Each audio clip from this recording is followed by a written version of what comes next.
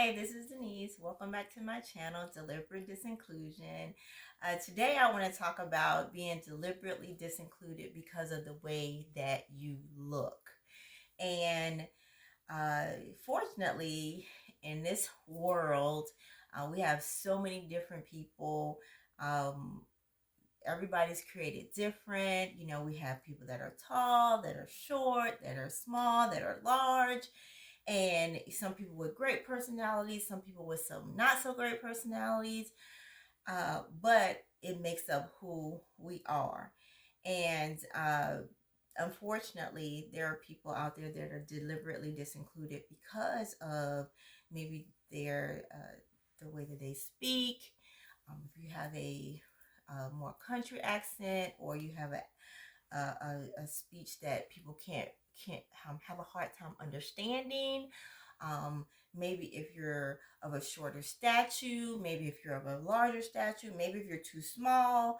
Right now in this world, everybody's being judged by what they look like, what they sound like, what they bring to the table, whether it is real or perceived.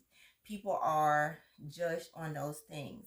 And unfortunately, if you don't fit the mold, here I am, if you don't fit the mold of what uh what society says, you will be deliberately disincluded without people even knowing who you are, your personality. They just look at what you look like, or they possibly hear something that you say and possibly may not like how you say it, or may think that based on the way that you speak that you're not as intelligent. So people are deliberately disincluded because of so many things. And we have to realize that we cannot always allow society to dictate, who we are, to help us determine our self-worth. So when you're deliberately disincluded, sometimes we need to look at it as, hey, thank you, God, thank you, universe, for such a blessing to remove me from this situation, because maybe this is not the circle that I belong in.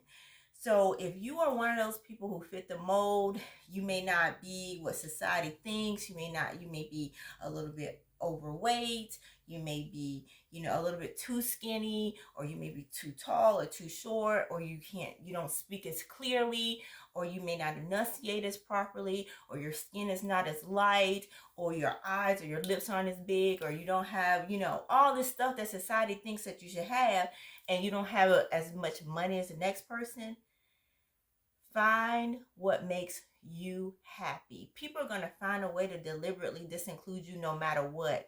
You know, they People judge all the time. They try to, make you feel less than because they don't feel self-worth. So in order for them to feel some type of self-worth, they have to put other people down, or they try to put people in a box.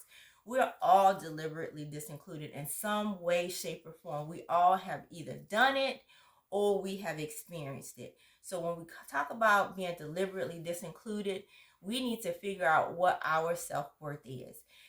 Take it from me. I've been there, ups and downs. I have stories and stories and stories to tell.